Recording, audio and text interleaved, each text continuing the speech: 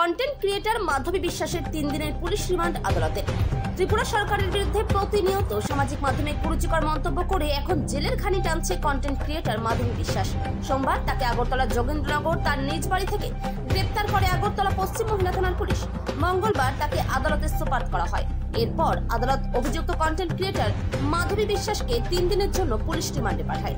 ইতিমধ্যেই পুলিশ তার মোবাইল ফোনটি বাজেয়াপ্ত করেছে। অভিযুক্ত কন্টেন্ট ক্রিয়েটর মাধবী বিশ্বাসের পক্ষের আইনজীবী পুরুষোত্তম রায় বর্মন জানিয়েছেন, মাধবীর বিরুদ্ধে মামলা টিকবে না। এই মামলার কোনো মেরিট নেই। সরকারের বিরুদ্ধে কেউ কোনো কথা বললেই তার পেছনে ত্রিপুরা পুলিশ লেলিয়ে দেওয়া হচ্ছে। আগামী দিনে ত্রিপুরা সরকারের বিরুদ্ধে মুখ খুলতে আরো অনেক মাধবী তৈরি হয়ে আছে। তখন সরকার কি করবে? উল্লেখ্য, সামাজিক মাধ্যমে অভিযুক্ত কন্টেন্ট ক্রিয়েটর মাধবী বিশ্বাস অশ্লীলভাবে ত্রিপুরার মুখ্যমন্ত্রী, আগরতলা পৌর নিগমের মেয়র এবং প্রাক্তন মুখ্যমন্ত্রী থেকে শুরু করে আরো অনেকের বিরুদ্ধে বিভিন্ন কুরুচিকর মন্তব্য করেছিল। তাছাড়া ভারতবর্ষের প্রধানমন্ত্রী থেকে শুরু করে বিজেপির প্রত্যেক কার্যকর্তাদের বিরুদ্ধে অশ্লীল মন্তব্য করেছিল। আজ অভিযুক্ত কন্টেন্ট ক্রিয়েটর মাধবী বিশ্বাসের পরিণাম হলো জেল হেফাজত। আদালতে তাকে তোলা হলে অনেক উৎসাহী মানুষ আদালত চত্বরে ভিড় জমান। অনেকেই তার সমালোচনা করেছেন। আমরা তো আমাদের মক্কেলের হয়ে জামিনের আবেদন করেছি। আইনত এই মামলা ধোপে টিকে না। আইনত আমরা আদালতের উপর বিশ্বাস করি, ভরসা করি। আদালত সমস্ত চাপের ঊর্ধ্বে থেকে ন্যায় বিচার দেবেন, সিদ্ধান্ত দেবেন। এই মামলা তো ধোপে টিকে না। এই মামলা কেন করা হচ্ছে সবাই জানেন। কে শ্লীল কে অশ্লীল এটা তো পুলিশ বিচার করবে না।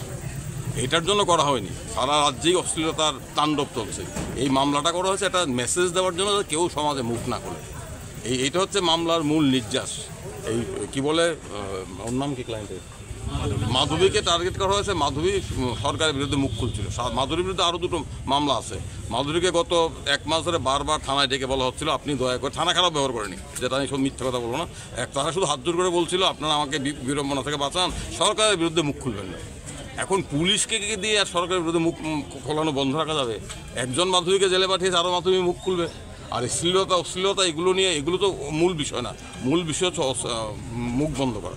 আমরা অশ্লীলতার পক্ষে নই। আমি ব্যক্তিগত পক্ষে নই। আমি ব্যক্তিগত কুরুচিকর আক্রমণ, ব্যক্তি গুচ্ছার পক্ষে নই। এগুলোকে আমরা সমর্থন করি না। কিন্তু এখানে মূল বিষয় হচ্ছে মুখ বন্ধ করার জন্য যাতে একটা চিলিং এফেক্ট সারা সমাজে বার্তা দেওয়া যায়। যারাই সরকারের বিরুদ্ধে মুখ খুলবে তাদের বিরুদ্ধে কোনো না কোনো অজুহাত খাড়া করে যে পুলিশ নেশাকার বিরুদ্ধে ধরতে পারে না, এফআইআর হওয়ার 4 দিন পরে সার্চ করতে যায় নাটক করতে, সেই পুলিশ মাধবীকে ধরতে এত তৎপর।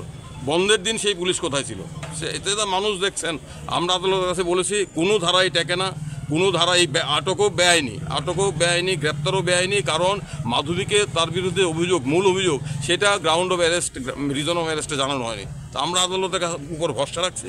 আদালত ধৈর্য সহকারে আমাদের বক্তব্য শুনছেন।